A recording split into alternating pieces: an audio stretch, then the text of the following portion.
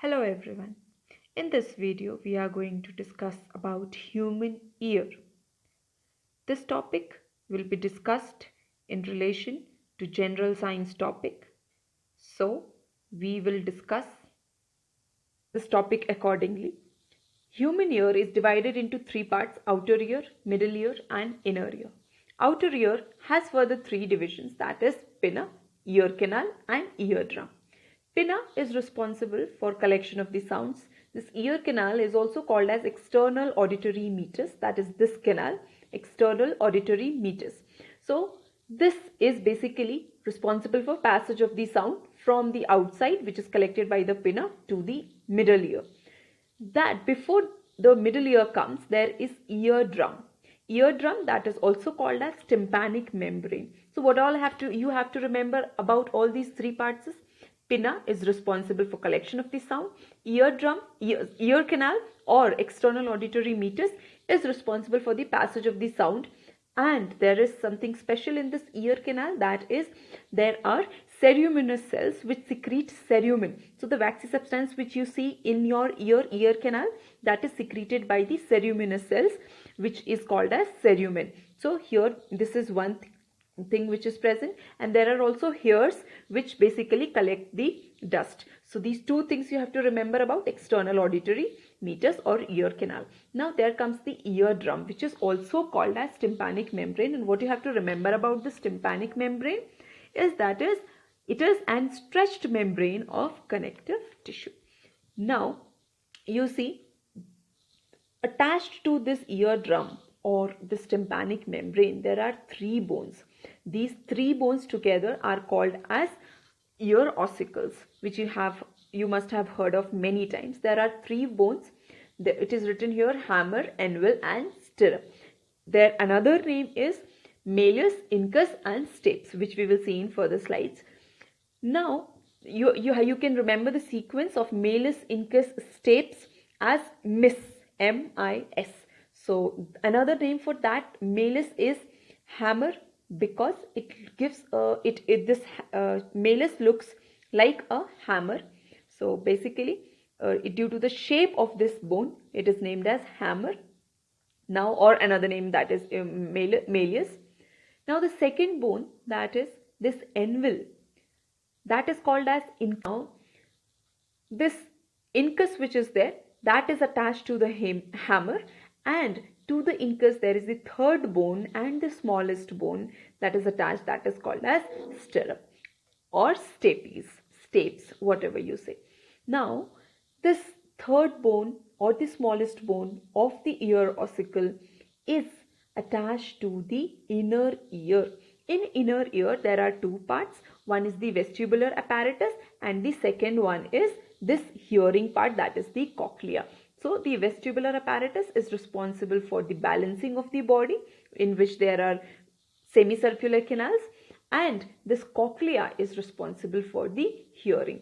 So now I'll just summarize it. Outer ear has pinna, eustachian ear canal, and that is also called as external auditory meatus.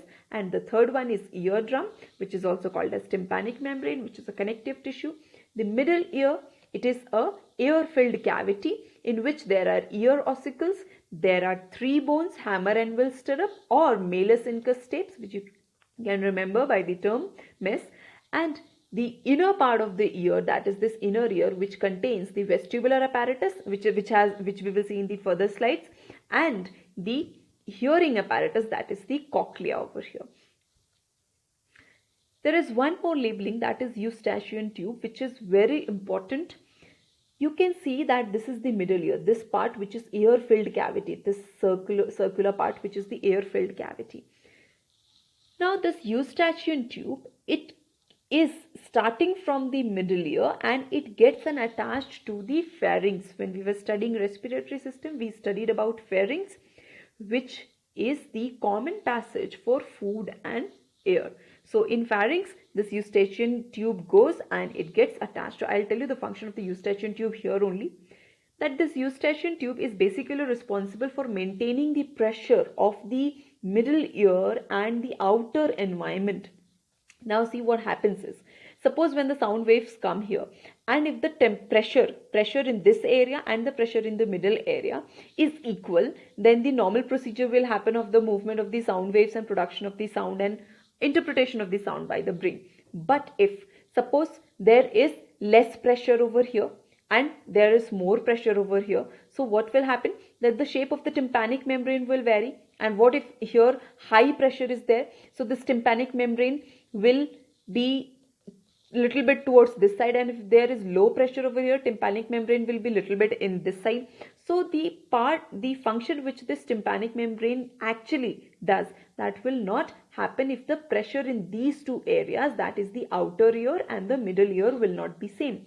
So this eustachian tube which is attached to the pharynx, where the air also come, air which is now which comes from the nasal cavity, nasal nostrils, so that is connected to the outer environment.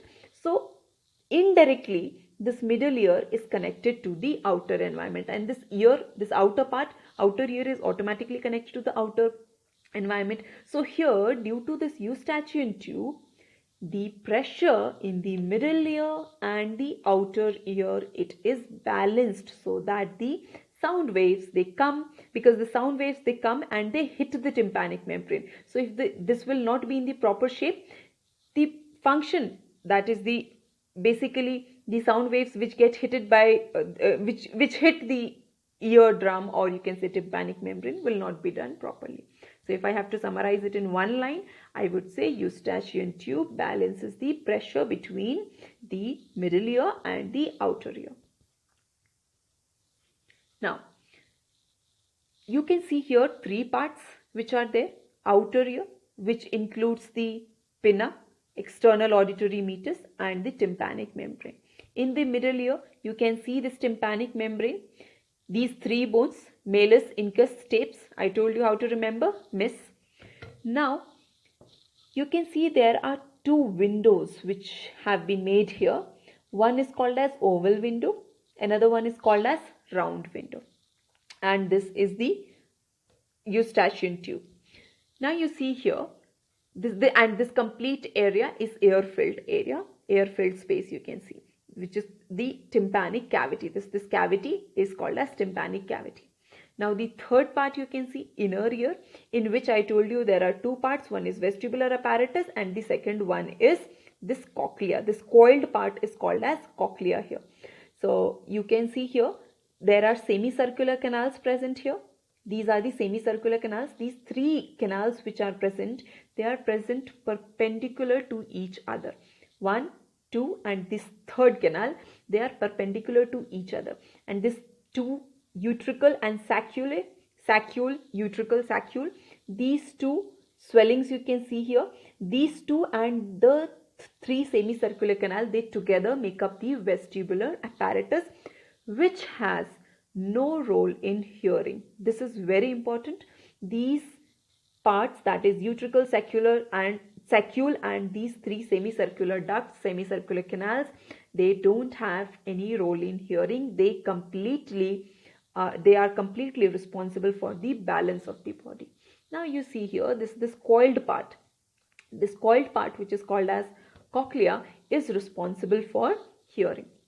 Now there is organ of Corti present into it, which you can say is the organ for hearing. You can name it as organ for hearing, because that organ of Corti basically sends the signal to this you can say in this diagram, that this auditory nerve is there which goes to the brain. So the organ of Corti is present here in between. We don't have to study the mechanism of hearing, so we will not go in much detail, but you can see that the nerves are getting collected and they are making one nerve, that is auditory nerve. There will be one more nerve which will come from this part, that is the balancing. You can see here this part, this nerve, and the nerve from the hearing organ, nerve from the balancing organ is going and forming the auditory nerve, and that signal, it goes to the brain, and where the brain interprets the sound and it also balances.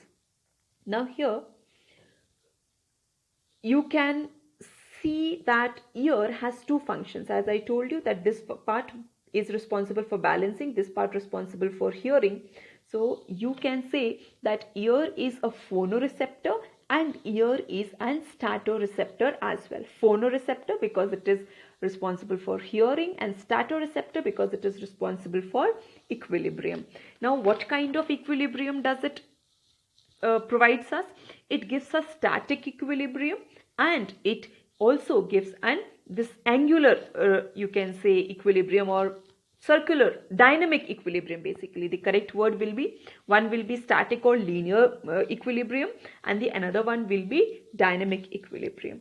So these two kinds of equilibrium, static equilibrium is when we are moving in a straight direction, and this dynamic when we are moving in the circular motion. So easy way to remember is that this cochlea is hearing, this part vestibular apparatus which includes utricle, sacculae and semicircular canals, they are responsible for balancing or equilibrium.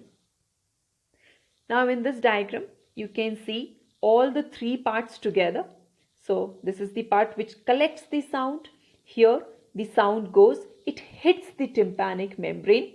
This tympanic membrane vibrates, and then there are three bones, that is ear ossicles. You can see here that the division has been made. This is the middle ear, this is the external ear, and this part is the inner ear. Very clearly and very nicely made.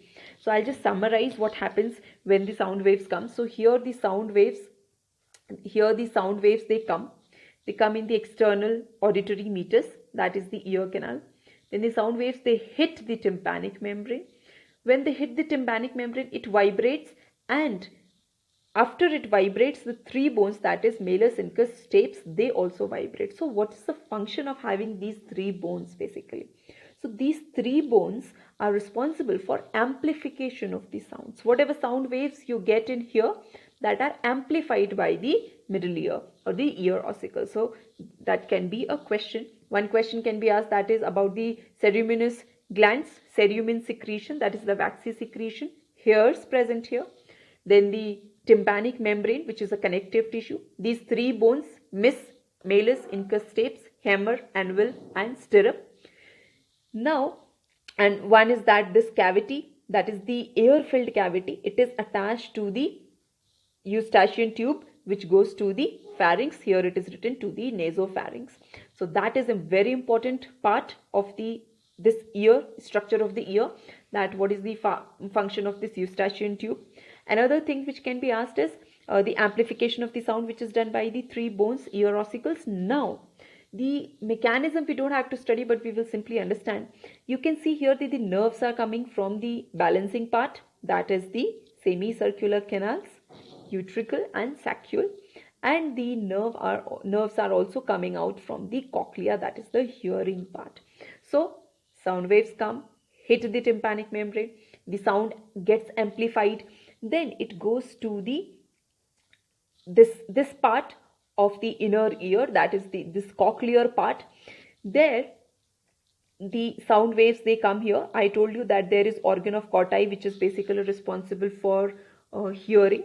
So that senses the vibration. Here the vibrations are converted into electrical signals. So that is again one more question, that which part of the ear converts the sound waves into electrical signals? So that will be the cochlea. Into the cochlea, if specifically they are giving you an option that is organ of Corti, so that also will be the answer. If it is only cochlea, then it is the answer will be cochlea. If no option is given and they have written only inner ear, middle ear and external ear, then the answer will be inner ear. So what happens is the sound waves goes here, they are converted into electrical signal taken up by the nerves, because you know in the previous videos we have seen that the nerves, they basically take up the signal in the electrical form, electrical impulses. So here it gets converted into electrical impulses, and then it is sent, this auditory nerve, it sends to this part.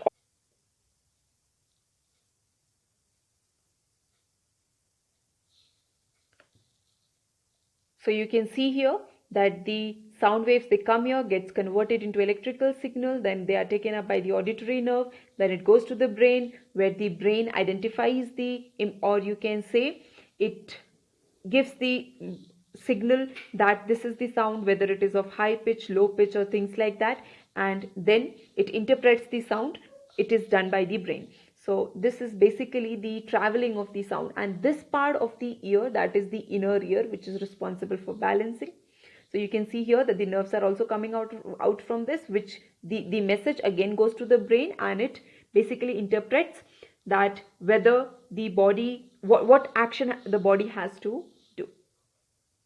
Now in this slide you can see that the different parts of the ear is mentioned here. Outer ear, you can see here that what it is. So it contains the auricle, visible part of your ear, and ear canal, that is tube leading inward. This all we have discussed, so you can just give it a reading.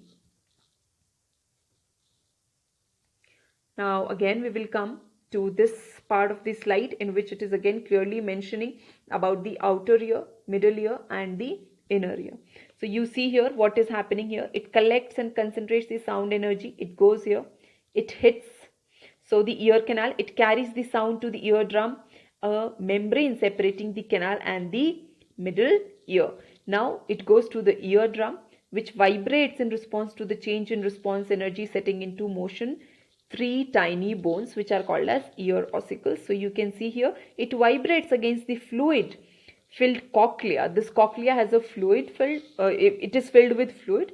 So that transmitting the sound energy into the fluid, it gives it into the fluid, and inside the cochlea special nerve cells, as I told you, that they here it gets converted into electrical signal. So there are special nerve cells which pick up the sound waves in the fluid and generate nerve impulses.